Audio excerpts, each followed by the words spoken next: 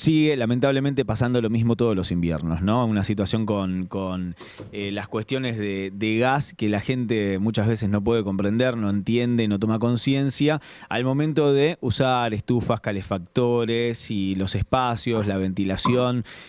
¿Cómo ven la problemática desde Litoral Gas y bueno, y casos que han pasado, por ejemplo, ya en este invierno? Bueno, sí, sobre todo la cuestión de la intoxicación con monóxido de carbono. Ustedes saben que todos los años en esta época solemos tener noticias no muy positivas al respecto, y de hecho este año ya ha habido algunos fallecidos, Ujú. porque justamente en invierno uno tiende a cerrar las ventanas, cerrar todas las puertas, que todo esté herméticamente cerrado en la casa y prender la calefacción, y cuando los equipos no están funcionando correctamente, pueden generar un gas que es como un subproducto de una combustión que no se hace bien, o sea, cuando no quema bien Mm. puede ser esto un calefactor, pero puede ser también un calefón, un termotanque, un horno, genera un gas que es un gas que no tiene olor, no tiene color y uno no se da cuenta que existe. Lo que pasa es que es un gas muy tóxico, es un gas que con el correr del tiempo, si uno está expuesto y con todo muy encerrado, te genera una somnolencia, si uno está más tiempo un desmayo, y si uno está más tiempo puede generar incluso una fatalidad. Claro. Entonces, por eso es muy importante tener en cuenta algunas cuestiones puntuales. Para empezar, la ventilación. Ujú. O sea, uno no puede estar en un lugar totalmente herméticamente cerrado. Cuando se habilita el servicio de gas natural, una de las cosas que se chequean es las ventilaciones.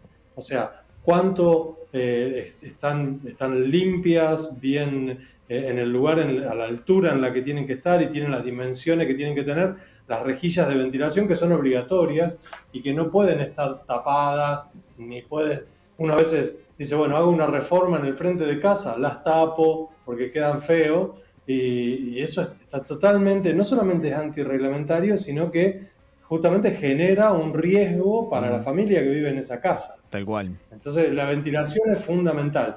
Que los sombreretes digamos, los gasodomésticos, que sería un termotanque, un calefón, estén libres, que no haya un nido de paloma arriba o que no estén tapados por alguna cosa que haya caído ahí. Y lo mismo en la salida de los tiro balanceados. Los Ujú. calefactores tiro balanceados tienen que salir a un espacio que sea al aire libre. Si uno construyó del otro lado una habitación nueva, y está para ahí saliendo, o una galería, justamente ese equipo está tirando monóxido de carbono a otro ambiente cerrado, y ese lugar puede ser justamente peligroso porque puede generar todo esto que te decía Claro, antes. tal cual. Y en eso mismo también, por ejemplo, muchas recomendaciones cuando se escucha a expertos hablar, bueno, como tu caso, es algo tan simple como fijarse el color de la llama del calefactor, de la cocina, del horno. Claro, claro, porque, a ver, el monóxido de carbono se puede generar con cualquier combustible, o sea, se Ujú. puede generar en un hogar a leña, en una estufa querosén, o sea, no es privativo del gas. Ujú. Pero cuando vos tenés gas natural, tenés la posibilidad de darte cuenta cuando está generándose ese gas, Mm. porque la llama deja de ser azul.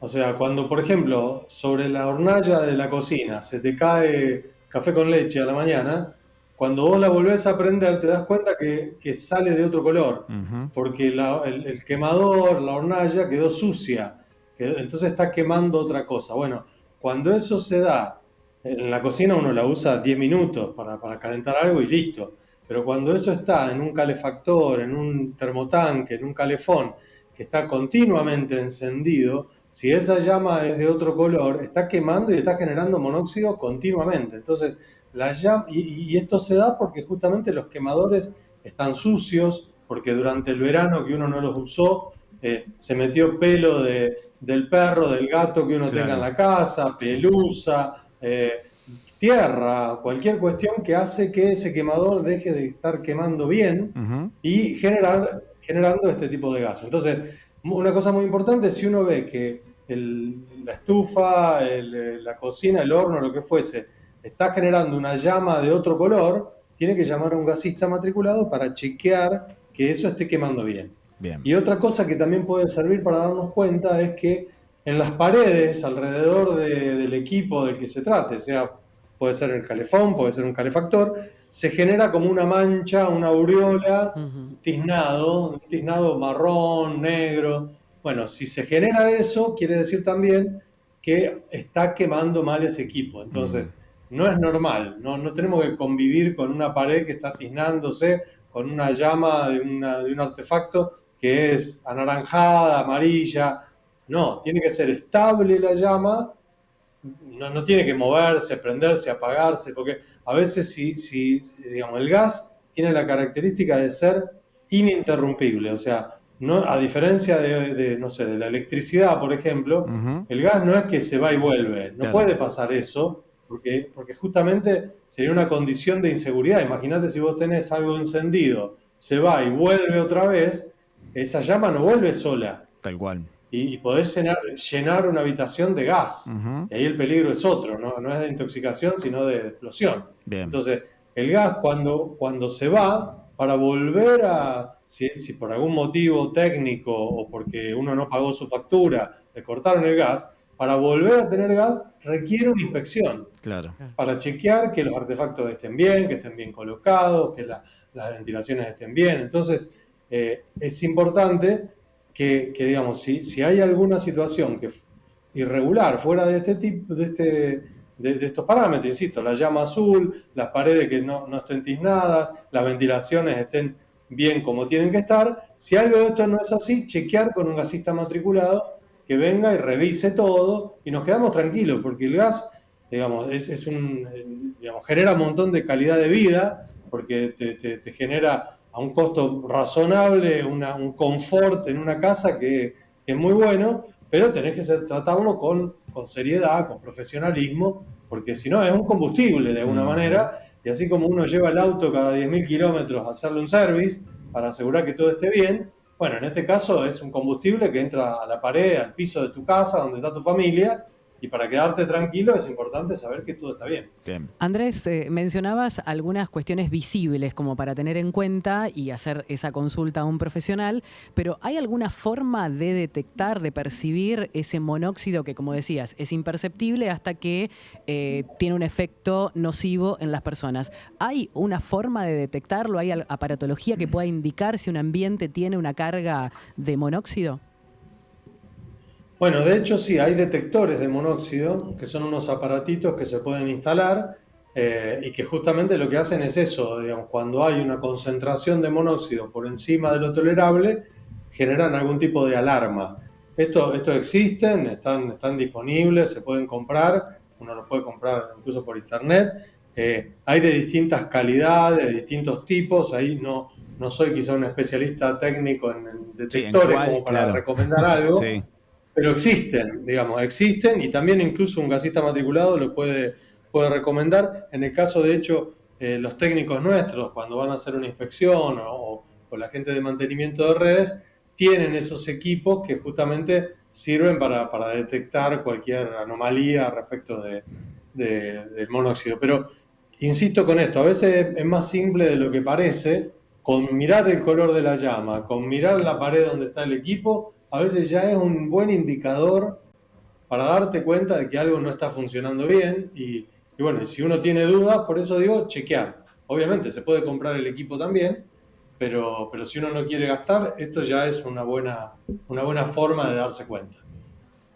Bien, bien, excelente. Andrés, ¿y cómo viene hoy por hoy? Sabemos que hay muchos, por ejemplo, muchas construcciones que eligen como energía principal la energía eléctrica, ¿no? Y ya no, algunos, por ejemplo, ni siquiera habilitan el tema del gas. ¿Ustedes han visto una merma en esto? ¿Cómo lo maneja la empresa? No, nosotros estamos teniendo cerca de 10.000 clientes nuevos por año, digamos, en Ujú. los últimos años. O sea, no es que hay, nosotros, Litoral Gas tiene cerca de 700, somos 760.000, perdón, 670.000 clientes en toda el área de distribución, que esto es toda la provincia de Santa Fe y el norte de la provincia de Buenos Aires, desde Varadero, San Pedro, hasta, bueno, hasta San Nicolás, Pergamino, Colón, etcétera. Ujú. En toda esta área tenemos 670.000 clientes y de hecho van creciendo año a año. No vemos ahí una merma. Lo que sí es cierto, a ver, es cierto que probablemente en un futuro, con esta cuestión de la transición energética, el gas, en un futuro, y digo muchas décadas para adelante, el gas se ha usado más para fuentes industriales y para generación de energía, y quizá hay ciudades ya en otros países en donde ya las habilitaciones no son, digamos, para gas domiciliario. Bien. Pero en el caso de Argentina, teniendo un yacimiento como Vaca Muerta, que nos permite tener 200 años de consumo de gas sin parar, o sea, el uso del gas natural va a seguir existiendo por mucho tiempo más, Bien. porque es una fuente de energía más barata, digamos, en relación con otras, Ujú. y por lo tanto, digamos, por muchos años más va a existir ese consumo residencial. Y Lo que sí tocaste, vemos es que en algunos casos las constructoras ahorran costos, claro, en el sentido de que ahorran metros cuadrados de la sala de medidores, ahorran digamos, el material de la instalación, digamos, de tuberías en cuanto al gas natural, la mano de obra del gasista, etcétera. Y bueno, eso es un ahorro, pero cuando vos hablás con las personas que trabajan en el rubro inmobiliario, en general la gente que quiere alquilar o que quiere comprar prefiere que gas tenga natural. electricidad y gas. Claro, Sí. tal cual. Andrés, y tocaste justo un tema puntual, porque hace muy poco, hace un mes aproximadamente, tuvimos un inconveniente con cuestiones de gas a nivel nacional, con esto del parate del gas en ciertos sectores sí, que Vaca Muerta, que el gasoducto, que un montón de cosas, que si se compraba energía, gas afuera, si antes se compraban barcos y ahora no. ¿Cómo ves esta situación? Como decía antes, Vaca Muerta para Argentina es una posibilidad enorme porque justamente permite abastecer a toda la industria argentina y a los residenciales en Argentina, y tiene margen incluso para nuevas industrias y para exportación también, porque Ujú, realmente es un yacimiento que no vamos a llegar a consumirlo en 200 años, como decía ujú. antes.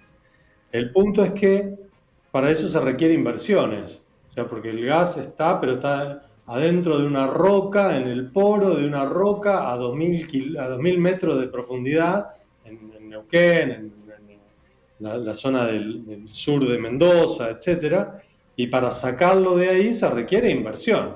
Entonces, por un lado, digamos, el consumo de gas en Argentina tiene un pico en invierno, que justamente lo que pasó hace algunas semanas, justamente fue que llegamos a ese pico del invierno, que digamos, si uno quisiera producir todo el año el mismo caudal de gas, las empresas productoras, en verano tendrían que ver de qué manera vender ese gas, porque ese pico no existe. O sea, en invierno, quizá en esos días de mucho frío, el consumo residencial fue 8 veces lo que se consume en invierno, en Claro. verano, perdón. Entonces, para mantener ese flujo, hoy por hoy lo que se está haciendo, y cada vez se está haciendo un poco menos, es importar en invierno algunos barcos regasificadores, que esto lo que permite es cubrir ese pico y que la producción sea más o menos estable, pero en un nivel un poco menor. Mm. Lo que se está discutiendo hoy en el país es, bueno, si efectivamente se va a poder producir más gas y en los meses en los que no se consuma tanto internamente, poder, bueno, exportarlo a otros países, como puede ser a Chile, como puede ser a Brasil vía gasoductos, como los que son gasoductos que iban a través de Bolivia, Ujú. o construcción de nuevos gasoductos, y también exportar licuando ese gas, o sea, el gas se lleva a unos 200 grados bajo cero, y ahí se convierte en líquido, se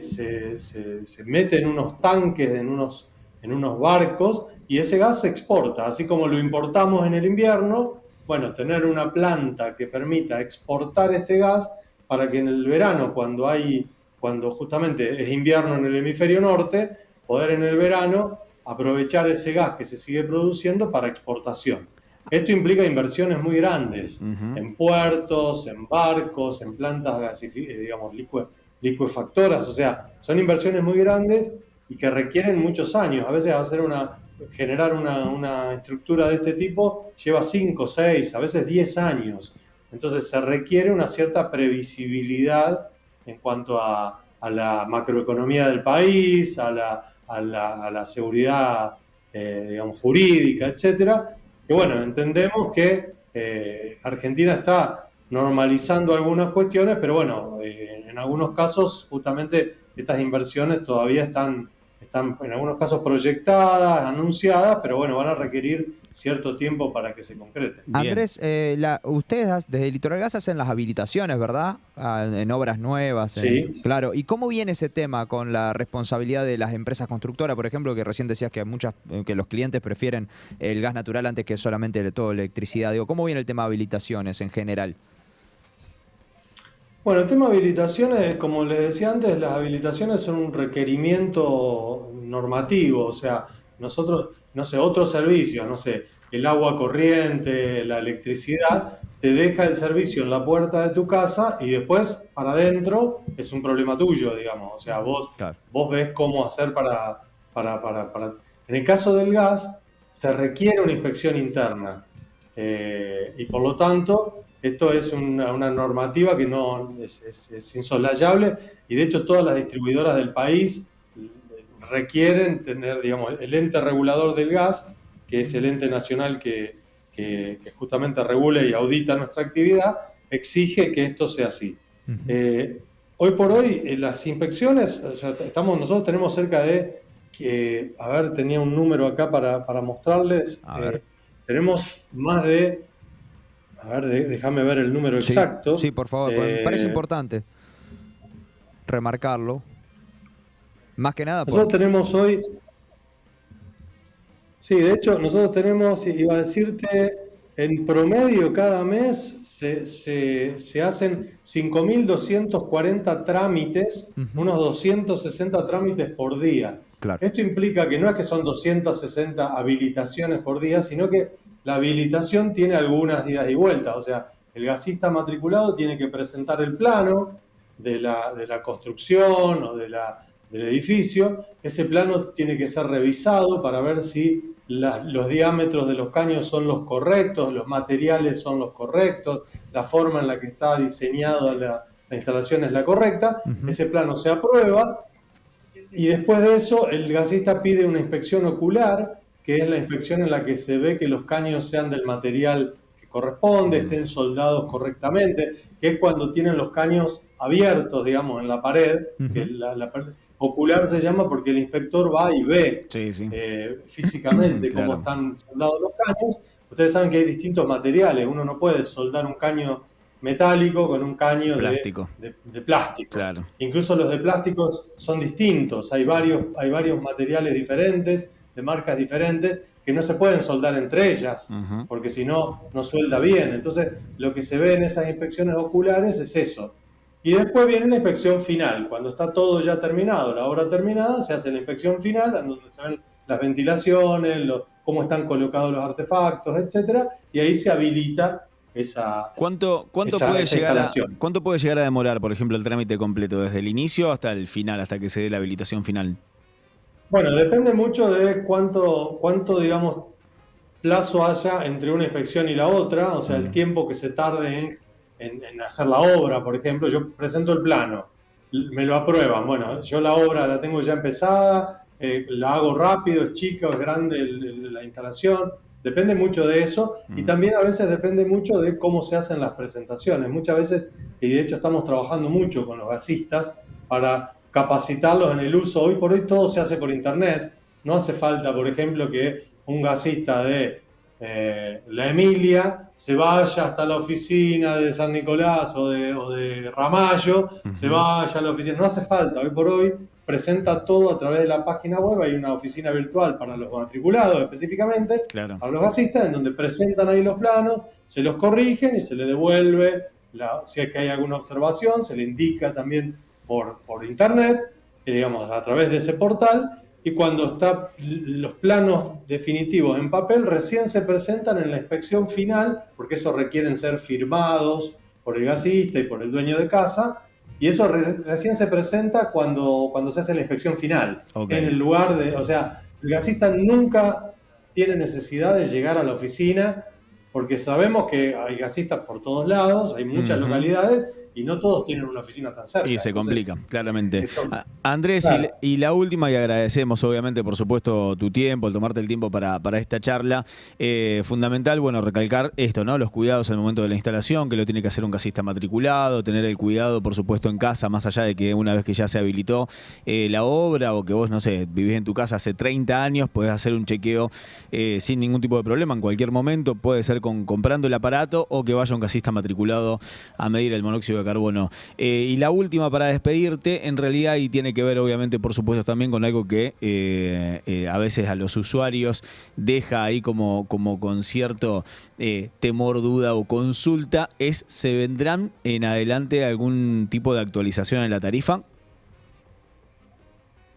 Bueno, por mucho tiempo el marco regulatorio del gas lo que define es que cada 5 años se hace una revisión tarifaria. Uh-huh. Lo que pasa es que de los 30 años de concesión, prácticamente, te diría, 20 estuvieron en emergencia económica, desde el 2000 hasta el 2016, y del 2019 al 2025 estuvimos, o sea, hagan la cuenta, estuvimos prácticamente siempre en emergencia con las tarifas congeladas, lo que impedía que se expandieran las redes de gas natural, que en algunos casos no se podían dar nuevas factibilidades porque no se podía conectar nadie más a la red porque ya no daba abasto el sistema, porque las expansiones de la red se hacen con la tarifa, o sea, no es el Estado el que pone la plata en general, sino que la misma tarifa, o sea, todos los que estamos conectados a la red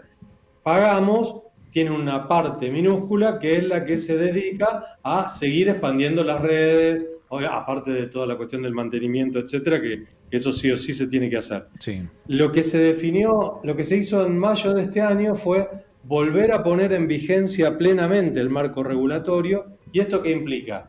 Implica que las distribuidoras, como en este caso Litoral Gas, presentan su estructura de costos, de rentabilidad, etcétera, y su plan de inversión para los próximos 5 años, y con eso se arma toda una tarifa que ya está definida de 2025 a 2029. Uh-huh.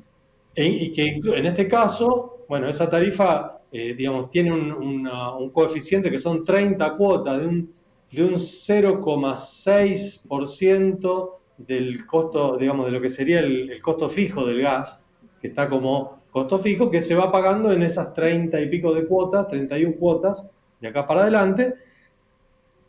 Y eso permite que, bueno, de hecho Litoral Gas ya lanzó un plan de 126.000 millones de pesos, que implica, bueno, unos 52.000 clientes nuevos de acá a 5 años, con obras en distintos lugares, mejoras, bueno, de hecho en San Nicolás hay algunas mejoras en los gasoductos para mejorar la confiabilidad del sistema. Muchos. Hay localidades nuevas como por ejemplo cerca de San Nicolás, por ejemplo las localidades de Santa Teresa, bueno, es provincia de Santa Fe, pero están relativamente cerca, Santa Teresa, Máximo Paz, Peirano, Alcorta, etcétera, que son localidades también que hoy no tienen servicio y que van a empezar a tenerlo en los próximos años. Esto implica que la tarifa va a tener entonces este aumento gradual en los próximos 30 meses, y además va a haber una revisión cada mes relacionada con el IPC y el índice de precio mayorista. O sea, que todos los meses va a haber una parte que tiene que ver con esta revisión tarifaria, y otra parte que va a tener que ver con inflación, que lo que tiene que ver justamente es con no volver a retrasar las tarifas, y que después otra vez, cuando se quiere regularizar las tarifas, que otra vez no sea un salto tan grande. Entonces la idea es, de hecho el mes pasado hubo un incremento de cerca de un 1%, 1 y pico por ciento, que tenía que ver justamente con esa fórmula. IPC índice de precio mayorista e índice de precio minorista, se hace una fórmula que ya la tiene hecha el Enargas y todos los meses pasa a la tarifa ese incremento. Por lo tanto, de acá para adelante, dependiendo de cómo sea la inflación, la tarifa de gas va a acompañar de alguna manera ese Ese movimiento. movimiento. Bien, perfecto. Andrés, un placer.